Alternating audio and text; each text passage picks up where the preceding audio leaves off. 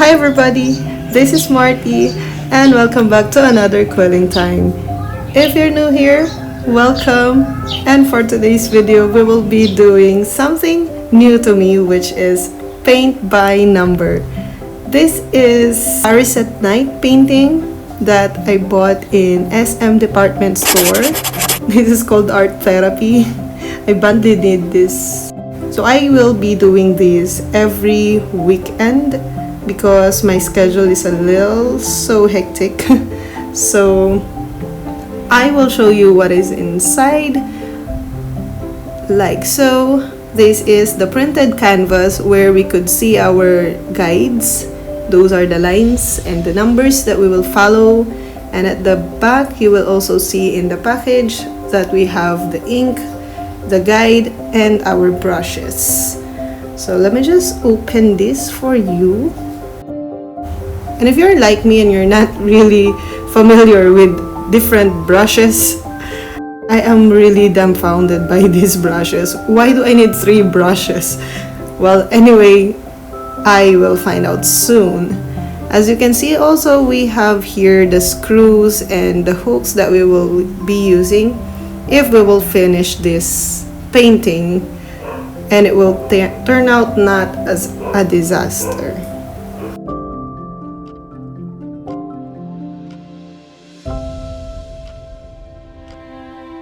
So we also have here the 24 colored ink that we will use for this painting.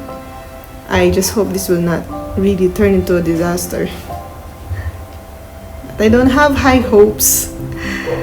I don't even know how to do straight lines in pencil. What more in brushes? So in the guide, we have there numbers 1 to 24, and we will just follow them. We will begin with number 1. So we will open the ink that is labeled as number 1, and we will paint all the number 1 parts in this canvas. So this is just me explaining what to do to my husband, who is sitting beside me. And since I'm a multitasker who is really bad at focus, I thought I would listen to an audiobook while doing this painting. So for the first audiobook, we have The Never Tilting World by Chopaco. Harper Teen and Harper Audio present The Never Tilting World by Chopaco. Performed by Amy Landon, Anthony Ray Perez, Emily Rankin, and Carissa Vacker. From her line, there was a time when the sun and the moon took their turns in the sky, granting us both the brightness of day and the comfort of night. Nature was bountiful. Inanna fashioned men from the earth and made us in her likeness. But she knew she could not grow attached to any of the world's creatures, lest her partiality sway her mind and make them flawed. Let me guess, she grew attached anyway.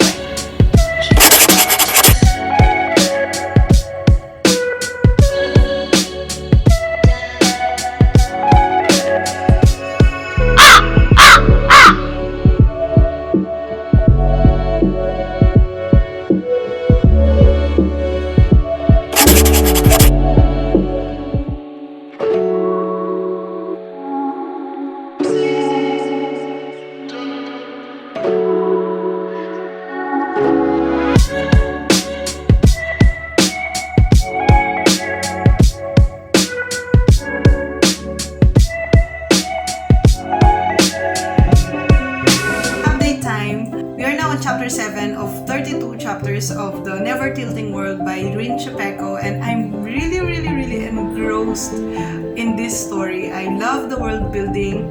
I love how detailed it is. I really like elemental magic, and I like reading about witches and magics and goddesses. We have met Arjun by now, and I think I'm going to love Arjun. And can I just say, ang galing ng representation ng book na to. It has LGBTQ representation, it has bisexual and female-to-female relationship, and I'm really digging that relationship. Yun! So, painting update, nandito na tayo. Ayan. Mukha na siyang painting kasi nung nauna, ganito siya, di ba? when I followed the numbers talaga, like it started with number 1. This one are the number 1 sa ating finished product. But ayan. So hinati ko siya sa 24 squares kasi na-realize ko, napaka-goal-oriented ko pala talagang tao. So, hindi talaga ako natutuwa nung nakita ko na sinusundan ko lang yung process na like painting literally by number, like starting with literally number 1, and ito yung kinalabasan. Tapos hindi ko siya ma-picture sa isip ko kasi parang walang pinatutunguhan yung ginagawa natin. So, I decided to set my mini goals, kaya dinivide ko siya into 24 squares. Ayan, and ito na yung kinalabasan niya. Ayan. So, it's sunset. Yep, it is. It is sunset, and I really love this picture. Sana magawan ko siya ng justice. Kaya, yan. O, diba? At least may natapos na tayo. Tapos na tayo with the number 1 square. We're now going to number 2. Nung una, sabi ko gagawin ko siyang 1 square per day para hindi ako nagmamadali. But I'm in the mood right now. So, tatapusin ko lahat ng mga pwede kong tapusin at lahat ng kaya kong tapusin for today. Kasi nasa mood pa ako ngayon. So, kapag napagod ako and nawala na ako ng gana or marami na ulit gagawin, at least, di ba, kapag marami na ulit gagawin, because today is a weekend, so wala masyadong ginagawa. I mean, maraming ginagawa, pero I decided na hindi ako magtatrabaho ng weekends. It's my time for myself. So, ganito yung gagawin natin. So, habang may time tayo and we're still waiting for dinner, ganito muna. And listening to audiobook. Really, I'm really digging the audiobook. Never Tilting World is a really engrossing world building. I want to go there. Para siyang napaka-cinematic. I really love the world. It's so cinematic. I really love the encounters of the characters. The story is told in multiple person. The story is told in multiple POVs of first person. So, the story is told in multiple first-person POV, and I think that's a genius decision kasi the characters are in different worlds, different ends of the worlds. Kaya it's genius and it's a brilliant idea to get the story rolling sa magkaibang point of view talaga. And first-person point of view does not work at all. Does not work every time, but in here, it works and it works well. Kaya itutuloy na natin to. Natutuwa ko kay Arjun. Let's go back to painting and listening to audiobook.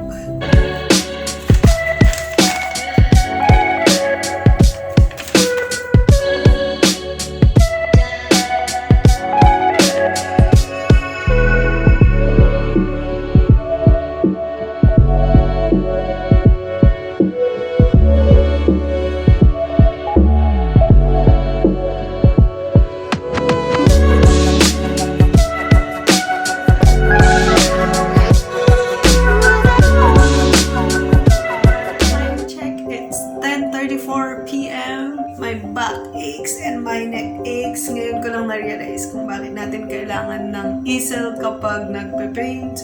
Hindi talaga pwede yung ganito. Hindi ko maalala what time ako nag-start. But it's been a while and I'm really proud of myself dahil nakatapos ako ng 2 row. Look! Yung 2 row yan. Tapos ko na yung sky. Well, half of it. But I'm so proud. Look at my progress. Huwag mo na lang i-zoom in kasi pangit talaga siya sa zoom in. Lampas-lampas siya. But that's art. Magpapahinga na ako. For now, I'll let this dry. Dito muna siya. Reading update. I'm really enjoying this. I'm not just sure what chapter I am right now. Let me see.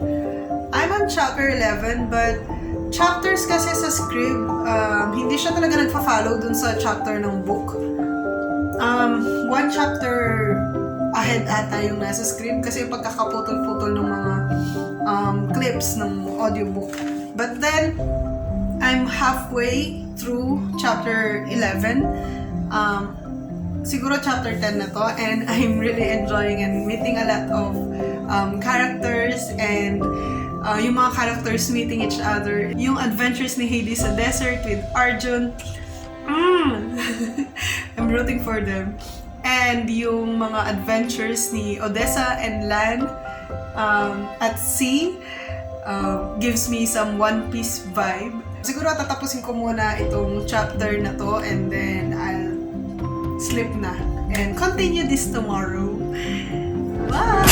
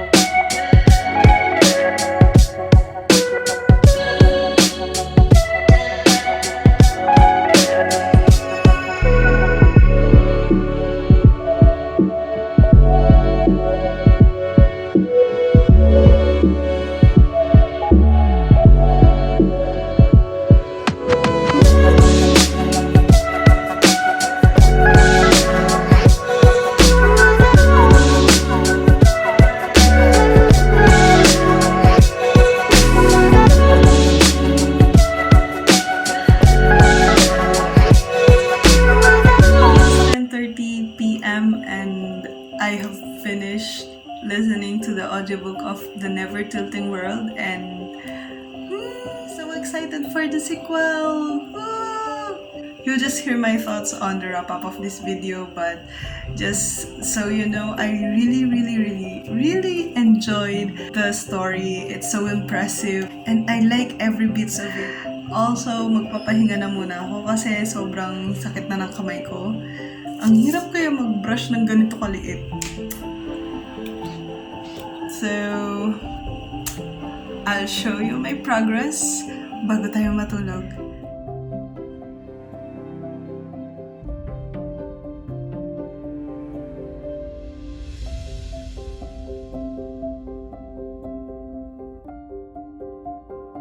And that's a wrap for today.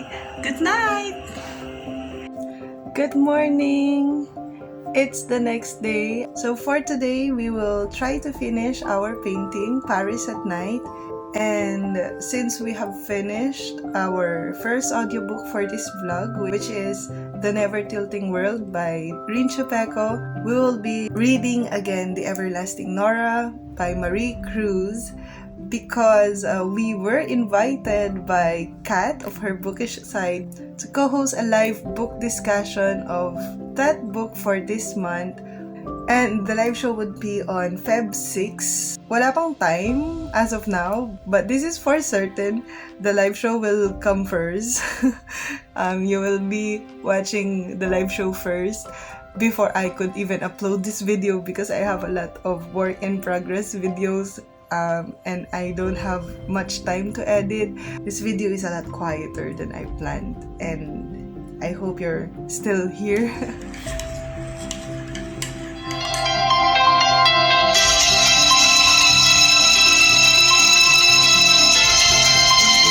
Macmillan Audio presents Everlasting Nora by Miranda Cruz.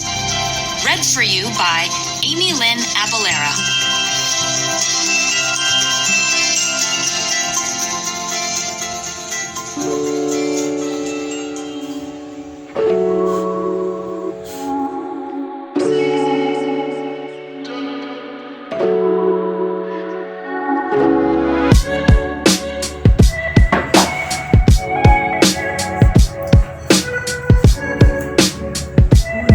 Nakaka-proud siya.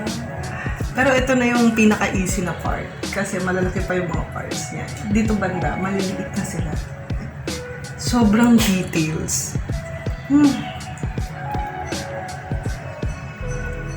I don't know if you would be able to see this person. Pero merong girl dito. So, girl to. Hindi lang halata.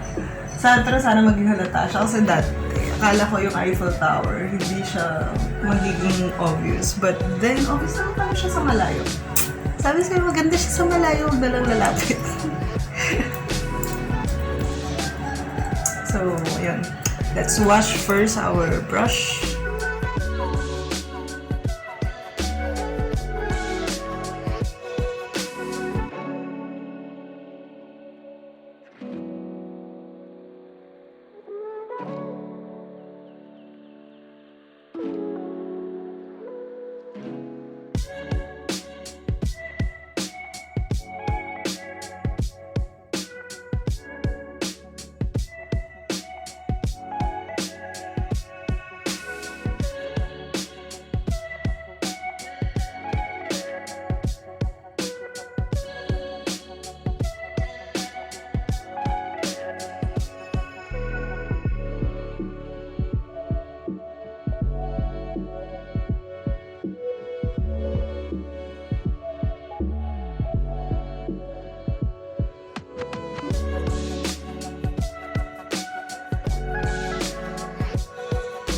Time! We're done listening to the audiobook of The Everlasting Nora by Miranda Cruz, and through this course of the painting, so far we have finished 2 Filipino books. We have finished The Never Tilting World by Chopaco and The Everlasting Nora by Miranda Cruz. And I'm not yet done with the painting. It takes so much time now because of the details. So for now, we will be resting. Pahinga muna ng kamay, pahinga ng likod, and maybe pick up other books. But I'm going to think of what other audiobook I could listen to next. Maybe tomorrow when I continue the painting. But for now, I will show you where my progress is on the painting. Not much, but I'm still so proud of myself for doing this. This is definitely not the last painting that I will do in this channel because I really enjoy this. Maybe I'll make this a series. It takes so much time, but it's okay. It's relaxing and it's therapeutic for me. It helps me focus, especially the audiobooks. They help me focus a lot, especially in this like stressful time for me. And yeah, that's all for the update. What do I think about The Everlasting Nora? I definitely enjoyed it, but I will just talk about it more in the wrap-up. See you around! And so we're back to our painting of Paris at night, and for today we will be listening to the audiobook of Ghost Squad by Claribel A. Ortega. There! I was so happy when I saw this. Meron siya sa Scribd. So, yun. Tutuloy lang natin to. This is a short book. 5 hours lang siya. Really? Ang iksi naman niya. Well, anyway, 5 hours. Let's see kung anong magagawa natin in 5 hours dito sa ating painting. Scholastic Audio presents Ghost Squad by Claribel A. Ortega, read by Almarie Guerra.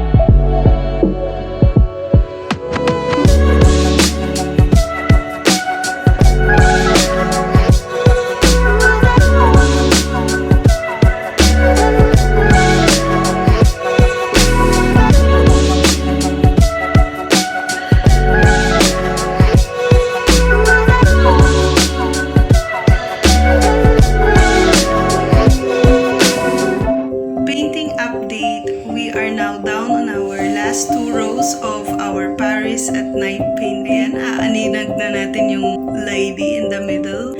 And for our reading update, we are now in chapter 14 of Ghost Squad by Claribel A. Ortega. And I'm enjoying it. And nag-a-adventure na sila and they're looking for ghosts na sa graveyard. I'm enjoying the Ghost Squad and this painting, but I'm really sleepy. It's 1 a.m. so it's a wrap for today. Good night! This is the third weekend for our painting at nakaka-tatlong audiobook na rin tayo. And for our reading update, we are now 2 hours left sa ating third book, which is The Ghost Squad, written by Claribel A. Ortega. And so far, I am really enjoying it. Medyo spooky ng konti dahil they are in a graveyard and they have awakened these monsters accidentally. And my favorite character in the novel so far is Babette. Si Babette ay yung lola, no friend ng ating main character. And Babette has this witchcraft going on sa kanya witch store. And I'm really enjoying every time na she appears. She's like this fierce grandma, but I still love hearing about her, hearing from her. The characters, kahit complex yung mga characters nila, kahit marami silang mga iniisip at deep sila mag-isip, bata pa rin sila, and that's what I enjoy about this novel. At kahit may adventure sila, they still feel young, the narration still feel young and feel so youthful. Hindi siya super heavy on drama, which I really liked. Siguro yung lightness niya and humor, yun yung medyo na-miss ko dun sa other book that I read for this reading vlog. So far, I'm really enjoying it. And so far, I'm here na. Siguro after 2 hours, na natapos na yung ating audiobook, we could also finish this remaining parts of our painting. Dito na siya, konti na lang yan. 2 layer na lang yan dito sa ating plan. Ayan. So, dito, yan, 2 columns na lang siya. So, yan. Siguro no, 1 oras dito, 1 oras dito. Malapit na ito matapos. But I hope you're still here and I hope you're still enjoying this video. And so without much further ado, let's now continue our painting and our audiobook, Ghost Squad by Claribel A. Ortega. Let's start!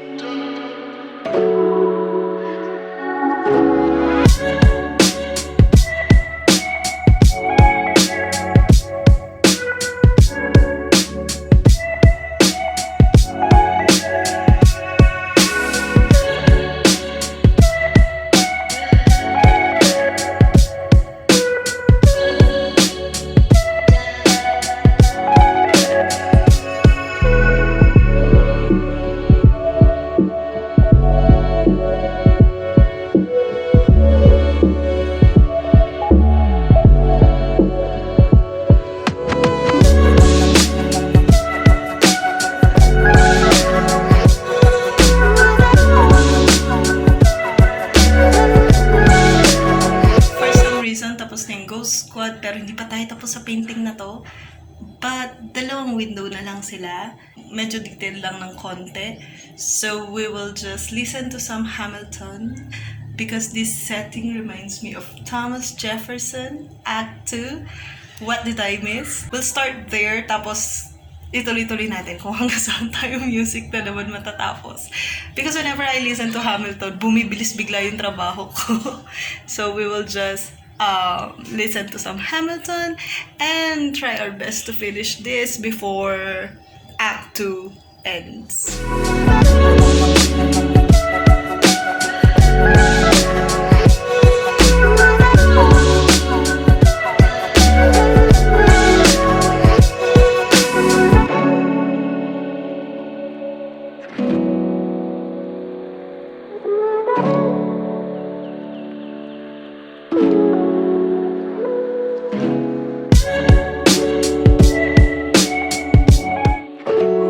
Audiobooks and 1 act of Hamilton, the American musical later.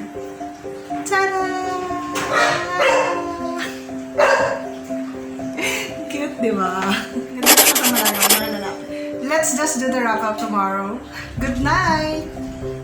it's not the next day. It's Feb 12 and it's Mother's Day!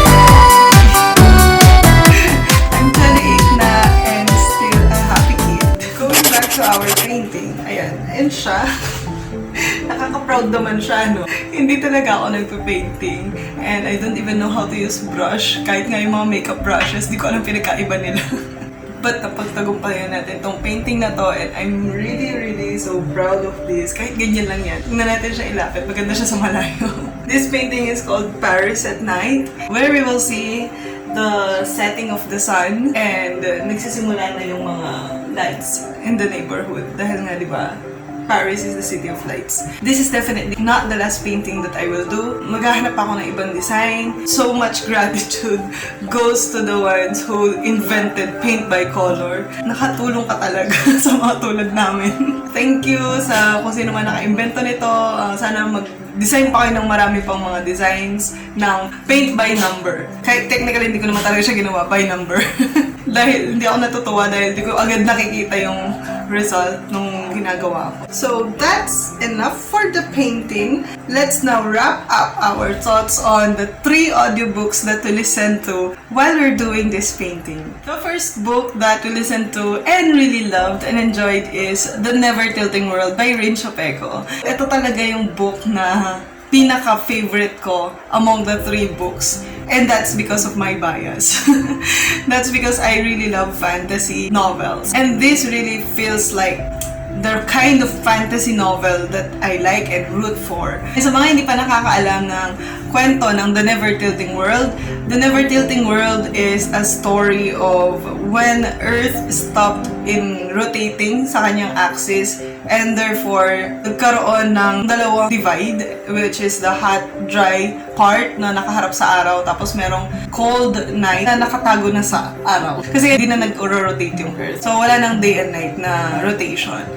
And that phenomenon was called the breaking. Long ago down, Earth is ruled by twin goddesses. And one day, nagkaroon ng breaking dun sa generation ng this particular queen goddess, especially yung mother nung dalawang princesses na sinusundan natin dito sa kwento. This story is pegged in Goodreads as Frozen meets Mad Max. Mad Max, I agree. Dahil may mga cannibalism aspects, may mga ganung-ganung mga features and some pages of it na ganon. And kahit disgusting siya, it really adds flavor to the story. Frozen though, siguro it is pegged as Frozen kasi dalawang princesses yung sinusundan talaga natin ng kwento. Si Heidi and si Odessa. Si Heidi, siya yung naiwan dun sa land of hot, like desert-like desert talaga kasi wala nang source of water, wala na yung night. And Odessa ang arte. Odessa is the princess that is left in the parang land of the night, land of the cold and storm and so on. These 2 princesses are rebellious at heart. Meron silang mga pinaglalaban. But they have a big heart for the people. And that's what I love about the 2 of them. They're not necessarily evil for evil's sake. Meron talaga silang mga kanya-kanyang issue. And I really like the 2 of them. Hindi pa ako nakakapili ng favorite ko sa kanila. I lean towards Heidi kasi gusto ko yung mga mechanic type of characters. Like, si Heidi kasi mahilig siya mag-tinker ng mga bagay-bagay. And mahilig siya mag-invent and mag-repair ng mga stuff. Like, robots, mga ganon. Mahilig siya mag-ganon. So, I lean towards Heidi. But then, my mage side is leaning towards Odessa. Kasi the Frozen peg stops there dun sa 2 princesses characters. The longer I read this novel, it feels like Avatar. Parang ganon, yung Last Airbender, yung mga ganon. Kasi it has elemental magic. Parang sa Avatar, merong mga firebender. Dito, merong mga people with fire gate. I don't actually know kung sino yung favorite character ko sa kanila. They have equal uniqueness in them na gusto ko in a character. And that says a lot para sa novel na to. Because I'm really not a character-driven person, but I love complex characters. Kaya gusto ko yung mga characters. And not just Heidi and Odessa. We also have Arjun and Lan, yung mga love interest nila. And I really love how smooth and how suave the romance is in this novel. I'm not really a big fan of romance thingy, but when it is infused in a fantasy novel, like how it was infused in this fantasy novel, nakakagaan siya ng atmosphere, lalo na yung mga kilig moments nila na it's been a while na kinilig ako sa isang fantasy novel na hindi lang siya puro problema. Meron din mga kilig moments na parang nagpapahinga, parang it's time to breathe, tapos mag-recharge dahil meron susunod na malaking problema. Parang something like that. And I really love the pacing of the book. It is rich in its world building. It features characters with PTSD, post-traumatic syndrome, an LGBTQ relationship, which is so killing.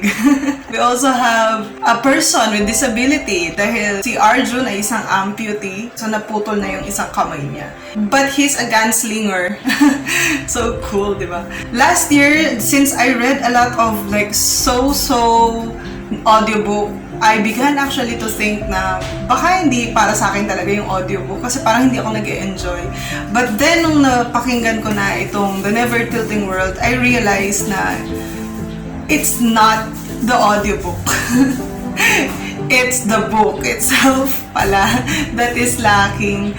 Ayan, kasi yung mga nabasa ko sa audiobook before are not as fantasy, are not as entertaining, and are not as interesting and as ideal like this book. And I really love The Never Tilting World. And Rin Chopaco for that matter, because this is my first Rin Chopaco book. I really enjoyed this. I will read more of Rin Chopaco. Siguro dadalimihan pa natin yung Rin Chopaco readings natin, especially for the weekathon. Sana magkaroon ng weekathon for this year. Petition to have 2021 weekathon, Kat. That's that for The Never Tilting World. The overall rating is 5 stars. The next story that we read is Everlasting Nora by Miranda Cruz, and like what I said, mauuna na talagang matapos yung book discussion namin of Everlasting Nora even before I post this wrap up. I will just link the video of that book discussion in Kat's channel. So if you want to watch it and join us in the discussion of The Everlasting Nora, you may want to check out the description box para ma-redirect kayo dun sa channel ni Kat. And you may also want to subscribe on her channel. She releases a lot of cool stuff and that I really enjoy, especially her reading vlogs and book recommendations. Check it out! So for now, what could I say about Everlasting Nora? Everlasting Nora follows the story of this 12-year-old girl. She lives in the Manila North Cemetery, and yes, you heard that correctly. She lives in a cemetery. Literally lives there. She's not a ghost, she's a living child, and she tragically lost her home and her father in a fire na nag-blaze dun sa kanilang apartment. And now she lives with her mother in the mausoleum of her father's family, where her father is also buried. We will follow her story and how she struggled when her mother went missing a year later. This was really an interesting book nung narinig ko yung premise niya, and I really love Filipino stories written in English because I read faster in English, that's why. So, I actually enjoyed Everlasting Nora, and that's because it has a lot of heavy topics to tackle, heavy issues from the perspective of a child, of a 12-year-old child. Heavy issues like gambling, like trauma, kidnapping, violence, physical and verbal violence. Ayun, basta yung mga traumatic experiences ni Nora. Also, the community in the cemetery, yung mga kapitbahay nila doon, Lola Mercy, Mang Rudy, and all the people in the cemetery, napaka-helpful nila with each other. And that's so Filipino. Going to the characters now, I still believe that Nora is an overpowered character. Her resiliency is so impressive. And she's so brave for her age. Sabi ko nga dun sa book discussion, Nora is like ahead of her time. Sa lahat ng mga naranasan niya na traumatic experiences, talagang naplano pa niya yung buhay niya, di ba? Actually, hindi lang, siguro that's because that's Nora, but maybe kung ibang bata yun, nag-give up na sila, like Hindi naman sa nilalang ko na lang yung ibang bata, pero kung tutuusin, napaka-traumatic talaga ng buhay nila Nora kasi nasunog na yung bahay nila and she lost her home for the first time nung time na yun, nung night na yun, tapos namatayan pa siya ng father dahil dun sa fire na yun. That itself is already a traumatic experience para sa isang 11-year-old. And then, nung kinupkup na sila nung kanyang lola, who is Lola Feli, sabi nga ni Nora, they overstayed their welcome. Kaya meron siyang tendency na hindi siya nagpapatulong sa ibang mga tao kasi kapag tinulungan sila, feeling niya, magsasawa din sila sa pagtulong sa kanila. So, they will also turn to bad people. Kasi nung una, mabait naman si Lola. But then, nung kalaunan, naging bad na rin siya sa kanya. So, yun. Feeling niya lahat ng tao ganun. Lahat ng matatanda ganun. Lahat ng tao sa paligid niya magiging katulad ni Lola. And she lost her home again for the second time. So, kung ikaw ay isang regular na bata at ang nararanasan mo ngayon ay nahihirapan ka sa module mo dahil hindi ka masamahan ng parent mo, dahil busy nagtatrabaho yung parent mo, I would really suggest to read Nora para makita mo na hindi lang ikaw ang nandyan sa ganyang sitwasyon na nahihirapan. May mga bata din na nahihirapan. Albeit fictional yung character ni Nora, Nora's character is actually somebody you would like to be. Kasi hindi siya nagbe-bend down to pain. Oo, bata siya, but meron siya mga values na gusto sana nating ma-emulate ng mga kabataan ngayon. To have this strong sense of grit na kung may gusto silang gawin, planuhin nila yon, yung step nila papunta dun sa goal nila. Like how Nora did. Kasi ang gusto ni Nora ay makabalik sa school because she really missed her school and she knows that she will return to grade 6 kung mabalik siya sa school, but that's fine for her kasi ang gusto talaga niya makabalik sa school and matapos yung kanyang education. And so, kahit hindi mataas yung kanilang source of income, she actually planned on something. Nag-iipon siya, yung mga konting mga barya niya, iniipon niya yon hanggang sa, sabi niya, kapag nakaipon siya ng enough amount, mabibili niya yung nail care kit, parang gano'n natawag doon. Basta yung, yung ginagamit ng mga nagmamanicure and nagpe-pedicure. Kasi sabi niya, yung kapitbahay nila dun sa cemetery, nagmamanicure and pedicure, ay kumikita ng mas malaki kesa sa pagbebenta ng mga everlasting daisies niya. A trait of Nora, having a plan and doing something about yung plan na yun para ma-achieve niya yung goal niya. That's something na we would like our children to have as well. Yung may sense of direction siya. Kahit na traumatic yung mga nararanasan niya, hindi siya nag-give up. This actually is a story of hope and resiliency and how we could rely on our neighbor. How we could rely on people who are kind enough to help us and just be grateful na may mga ganong tao sa paligid natin. And one more thing na gusto ko about kay Nora, marunong siya magsabi ng salamat po kapag may tumutulong sa kanya, dahil nga may trauma siya sa mga taong mababait sa kanya. Hindi niya tinitake for granted yung mga tumutulong sa kanya, and that's really something admirable para sa isang bata. And kung tinuro yun ng magulang niya, kudos to the magulang of Nora, na nagturo talaga sa bata na kapag may tumulong sa'yo, kapag may somebody na nag-extend ng blessing sa'yo, the first thing that you would say should be, salamat po, or thank you. Diba? Kasi that's not their duty to do eh. Hindi naman yun expected sa kanila na mag-extend pa sa'yo ng help. Kasi baka sila din talagang nahihirapan sila, diba? But when people extend help to you, magpasalamat tayo na may mga ganong tao. Let's not take them for granted. Sana we learn from Nora. She has a great personality. She has a lot of good traits na sana mabasa ng mga kabataan natin. And on that note, sana ma-include ito sa bagong reading list and maybe mga bagong textbooks natin. I don't have anything about classics. Oo, classics sila, and oo, maganda talaga yung mga classics, lalo na yung mga classic Filipino novels and classic Filipino short stories. But we need new content. Diba? We need updated content. Kaya sana ma-include natin itong Everlasting Nora because it tackles a lot of Filipino issues, like especially on poverty, especially on the access to education. Ito yung pinakagusto ko dito sa Everlasting Nora. It's brave enough to face the fact and to deliver us this information. Kasi napakadami niyang mga issues na fini-feature dito sa novel na to. And it's brave kasi yung ibang mga tao, they deny na these things happen, but they happen, especially to children. Sana wag natin i-deny yung mga ganitong mga opportunities that we have na makabasa yung ating mga young readers sa mga contemporary novels na nag-feature ng kanilang struggles sa buhay. So, that's that for Everlasting Nora. I rated this book 4.5 stars, and that's only because doon sa limited POV kasi niya, dahil first person point of view siya, so nalilimitahan yung pagdidiscuss ng mga social issues. Kaya hindi na rin na-discuss yung mga issues like yung gambling issue ng kanyang mother. Dahil nga, again, nalilimitahan dun sa first person POV ng book na to. So, but that's really a slight issue naman. You can let it slide kasi, diba, this book is actually for children. Hindi naman niya kailangan talaga mag-thorough sa kanyang discussion. So, understandable.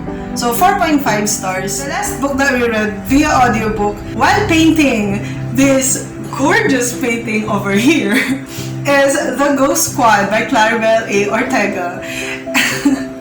I really had a good feeling about this book before I even start this book. One, I heard this from In Cosmic Dreams book discussion, and it's so sad that I was not able to join in dun sa discussion na yun because this book was actually really, really fun. This is like middle grade fantasy to its core. This features a Dominican family, and we follow the story of Lucely and her adventures with Sid in a graveyard. Yes, we're back on the cemetery, we're back in the graveyard para sa ating Paris at Night painting. What's the premise of this book? The story follows this Dominican family, and the only living member of the family is Lucely and Simon. Simon being her father, and Lucely yung ating main character. But they also have these spirits or ghosts in this house na member ng kanilang family. Yung kanyang dead lola, yung kanyang dead aunt, dead auntie, cousin, and so on. Nandun pa rin sila, they live as fireflies. Meron silang fireflies form, and I think that's maybe a Dominican culture doon na na-inject. Because I'm not sure if ganun din sa Philippines. Parang kasi ang naririnig ko sa Philippines, yung spirit ng dead ay nasa like butterfly, parang ganun, di ba? If I'm not mistaken. But in this book, it is the fireflies. So, and then, nagkakaroon din sila ng problem sa kanilang mga dead ancestors and family members dahil unti-unti para silang nawawala na, para silang nag-fade away. Parang sa Coco, di ba? Yung parang nag-fade yung mga spirits or yung mga ghosts. And Lucely seeing this ghost, nakikita niya yung mga ghost dun sa bahay nila, but yung father niya, hindi na niya nakikita ngayon yung mga ghost. Pero sabi ng Lucely, sabi daw ng kanyang father, dati nakikita niya yung mga yun, pero ngayon hindi na niya nakikita. So, nag-focus na siya sa kanilang buhay, sa kanilang tourism business, and si Lucely na lang ang nakakita doon. So, gusto ni Lucely niya na makatulong, na kung di man niya matulungan yung father niya doon sa kanyang financial problem, gusto niya matulungan sana yung kanyang lola or yung kanyang grandmother dahil si Mama Teresa ata paano? Teresa, nawawala na siya, nag-fade na siya talaga, and Lola Teresa is a dear character, a dear lola to Lucely. So, si Lucely niya, naghanap siya ng way na ma-solve yung pagkawala ng spirit na yon. And accidentally, nakapag-chant sila ng spell, makakall nila yung mga spirits from the underworld. And pagdating ng Halloween, magiging full-blown na yung pag-awaken ng mga dark and evil spirits na to na na-imprison dun sa underworld. Dahil dun sa spell na nakast ni Lucely. So, it is now up to our brave children, Lucely and Sid, na hanapin yung other half ng spell para ma-revert yung effect ng spell before the Halloween starts. And what I like most about the story is how the adults in the story acted. They are active characters in the story. They contribute to the plot. They move the plot along with these children. And yun may be yung defining characteristic for me ng isang YA novel sa isang middle grade fantasy. Dahil sa middle grade fantasy, if it is well done, hindi nawawala yung mga adults. Nandyan pa rin sila to guide and to supervise. Like Babette, yung lola ni Sid na napaka-cool niya. Nakakatuwa kasi nandiyan pa rin si Babette para i-guide pa rin sila. Hindi niya sila iniwan Hindi naman 100% na nandyan siya all the time, but she's there. Hindi siya like Deus Ex Machina na na bigla na lang dumating. Ganyan. She's like a constant character na, oo nga no, pwede si Babette dito. Kaso si Babette kasi may iba siyang ginagawa. Parang ganun. Parang hindi naman siya plot convenience. But Babette is like a good character, a good lola, strict lola, but a lola that you can rely on when the need arises. And yun, so yun yung defining trait for me ng isang middle grade. Kasi sa fantasy, aside from the age, no, syempre yung age talaga, defining talaga yan na characteristic. But dun sa story kasi, kapag fantasy, usually nawawala yung mga adults. Siguro dahil kapag teenager ka na, ganun, feeling mo you're all alone in this world, na hindi ka na maintindihan ng mga adults, na hindi sila makakatulong sa problem mo. So, YA fantasy novels actually do not rely so much on adults and do not have this strong presence ng mga adult supervision doon sa mga characters. And that's, I'm not sure if that's only me, pero yun yung parang nakikita ko na if it is a well-done middle grade, meron pa rin siyang adult supervision. And the characters remain as children. They battle their battles as children. So that's that for the characters. Plot-wise, this story is well-paced. Nakakatuwa yung unfolding of plots. Lalo na nung nagpapaint tayo dito tayo banda sa part na to na medyo madilim, tas may mga konting liwanag. Because actually the novel is funny. Nakakatuwa siya. This is so fun. Medyo bumilis ako nag-paint dahil dun sa pacing din ng story and unfolding ng kanyang mga events. And in total, I also graded this as 5 stars in Goodreads and Scribd. So those are all the 3 audiobooks na pinakinggan natin while we paint this picture and one act of Hamilton, yung act 2 of Hamilton. Dahil naaalala ko, nakakanta ko sa isip ko yung song ni Thomas Jefferson, yung What Did I Miss, nung bumalik na siya sa America to be the Secretary of State. And, oh my God, basta yun. I don't want to gush about Hamilton here, but it helped a lot in finishing this kasi may dalawa pa tayong window na natitira nun and natapos natin siya because of that. So that's that for this wrap up. And if you enjoyed this video or enjoy the 3 audiobooks that we listened to, let me know what you think about them in the comment section. Pwede mo na din siyang i-like to show your support to my painting project. Thank you for watching. This has been Marty, and remember to read more, know more, and be more. Happy reading!